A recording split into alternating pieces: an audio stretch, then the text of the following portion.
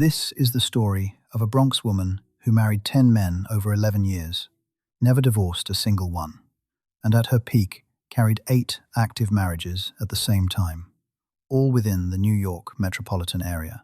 Her name is Liana Barrientos, and the whole thing fell apart not because her husband got suspicious or a neighbor started talking, but because she walked into a government office in 2010 and declared on a marriage application that it was her first wedding.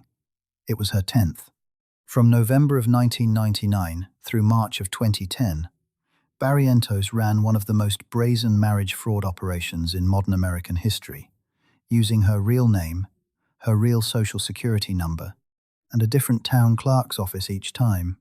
And what her case exposed about the gaps in the system turned out to be even more alarming than the fraud itself. What sets the Barrientos case apart from other serial bigamy stories is the sheer simplicity of her approach. No fake identities, no forged documents. She filed every marriage application under her own legal name, with her own social security number, and the only variable she changed each time was which clerk's office she visited. Marriage number 1 took place on November 5, 1999, when she wed Mohammed Gerbel and filed the certificate in Eastchester, Westchester County.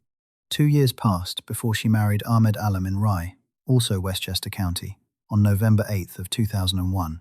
Just 18 days separated that wedding from her third to Habibur Rahman, filed in Yonkers. And that's when the pace became almost absurd. Over the course of a single calendar year, 2002, Barrientos married 6 different men. Valentine's Day brought a wedding to David Koridze in Hempstead, Long Island, and 2 weeks later, she stood at another ceremony with Duran Goktepe in Ramapo, Rockland County. 13 days after that filing, Alexandra Paharalau became husband number 6 in Huntington, Long Island. May brought Vakhtang Dzneladze in Greenburgh, Westchester County. July brought Rashid Rajput in Mamaroneck, and by August she had filed yet another marriage certificate in White Plains.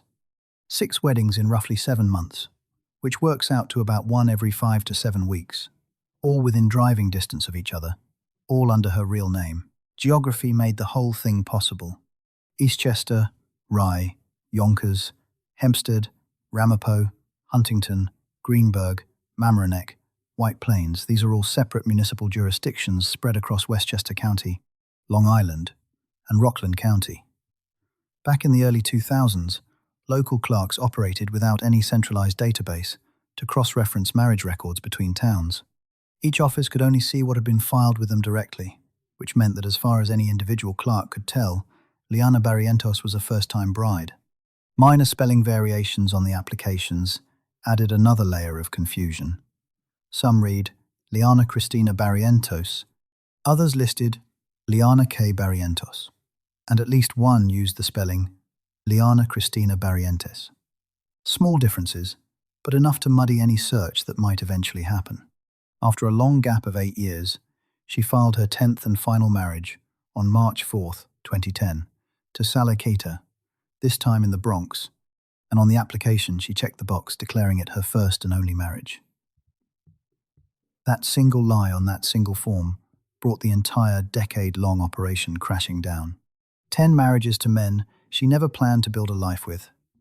Raises an obvious question, and the answer comes down to one word: immigration.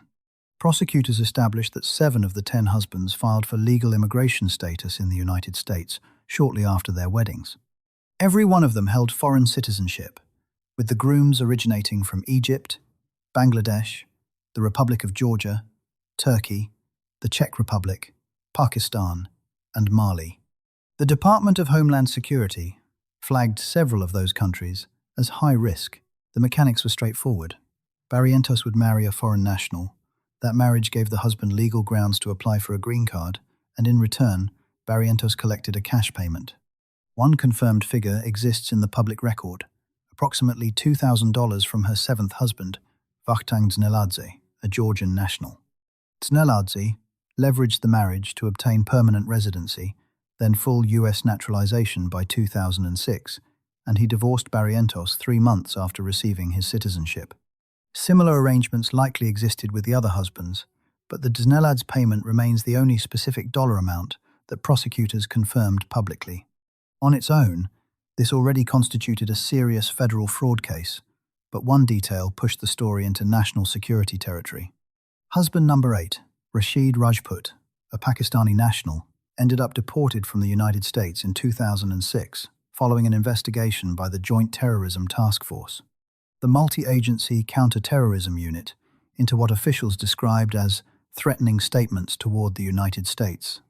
Former FBI agent Manny Gomez framed the implications in stark terms. This is a huge breach in security. Potentially, somebody in Al-Qaeda can come in, marry this woman, and be in this country legally.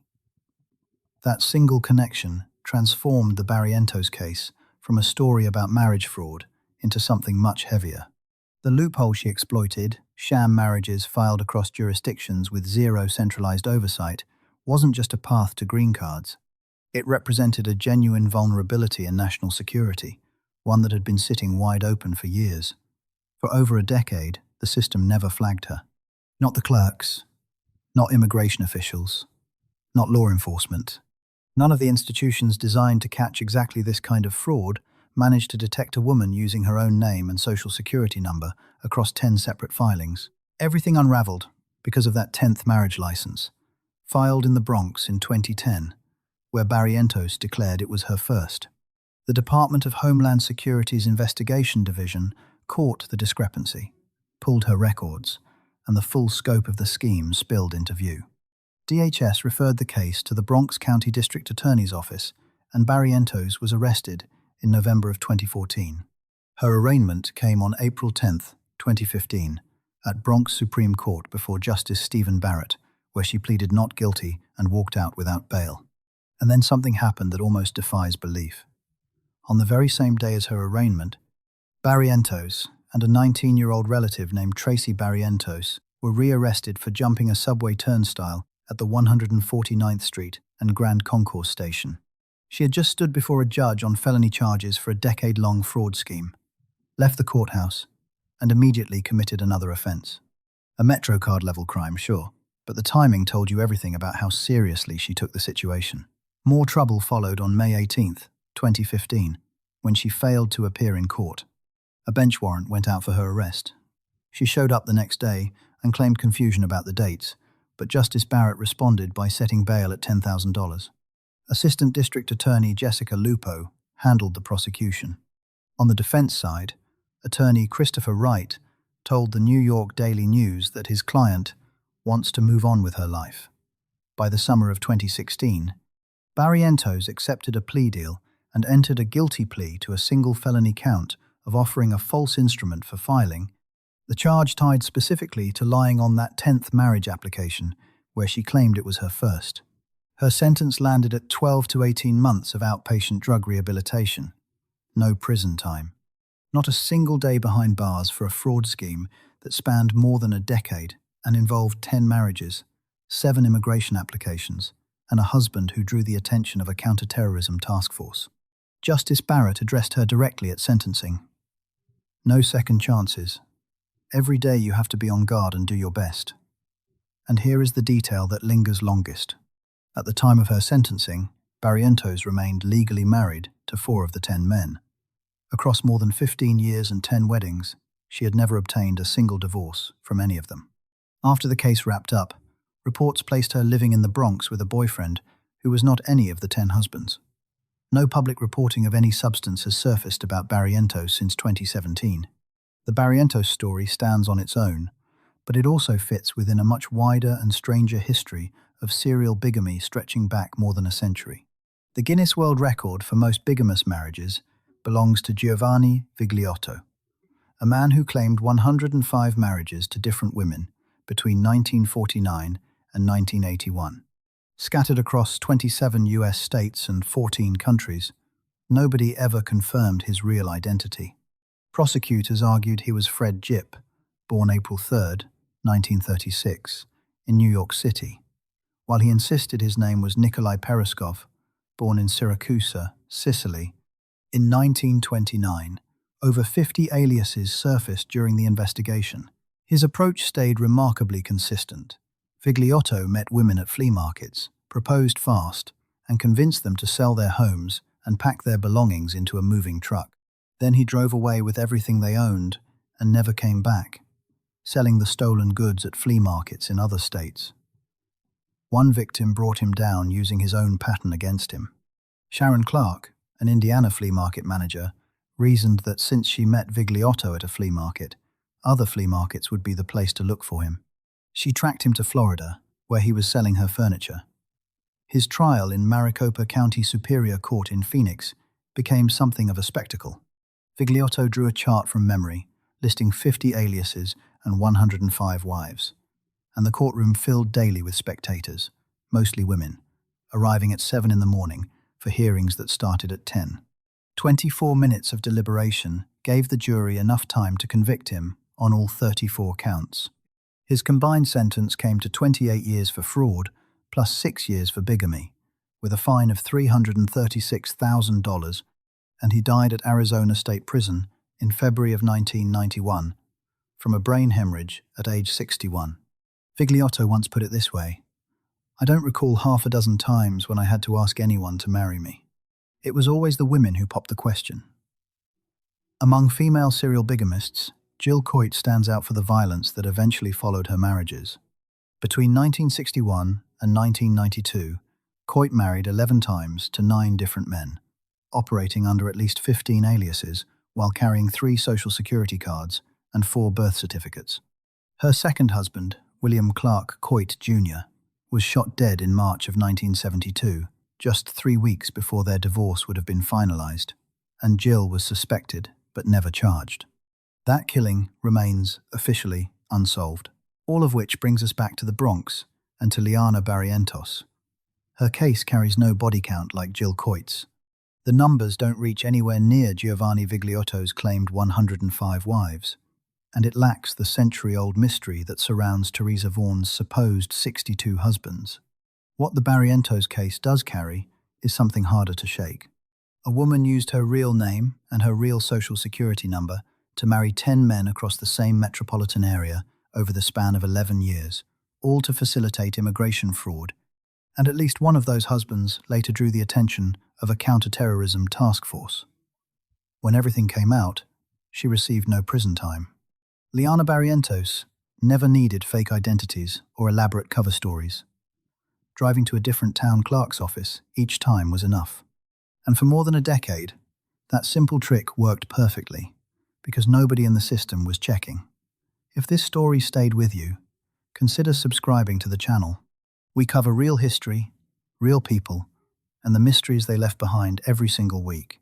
Hit the bell so you don't miss the next one. Her 9th marriage to Gerald Boggs, a wealthy bachelor who owned a hardware store in Steamboat Springs, Colorado, ended in annulment after 7 months when a private investigator uncovered her history.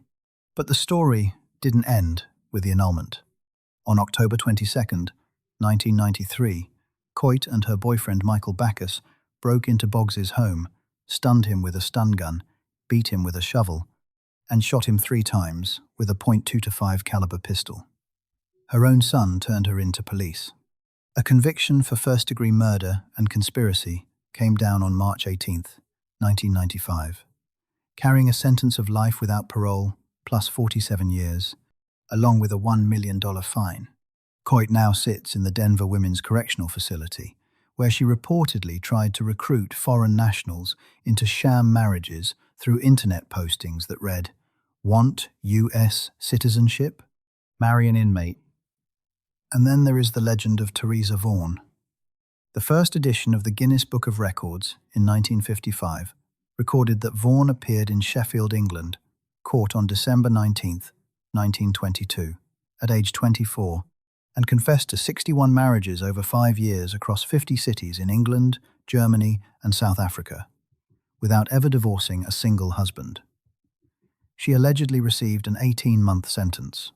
But here's the problem with that story. After extensive research, no primary evidence for the Vaughan case has ever turned up.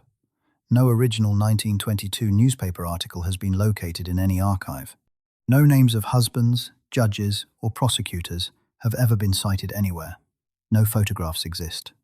A researcher who searched the UK National Archives Discovery Database for bigamy trials in 1922, found only 4 records, and none of them involved Teresa Vaughan. The logistics fall apart too, because 62 marriages beginning in 1917 would have required constant international travel between England, Germany, and South Africa during and immediately after World War I, a period when that kind of movement was severely restricted. The story remains compelling, but every sign points to it being a legend rather than a documented case.